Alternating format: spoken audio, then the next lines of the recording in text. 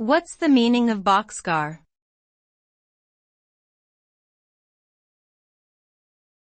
Boxcar.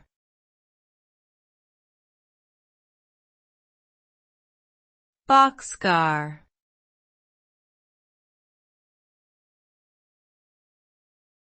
Boxcar.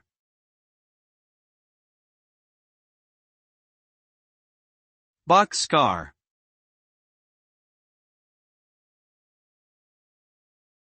Boxcar generally refers to a type of railcar that is enclosed and used for transporting freight, usually goods that are not perishable.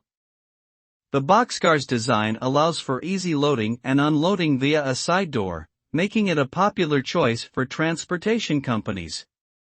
The term can also be used more broadly to describe any type of rectangular or box-shaped vehicle used for transportation.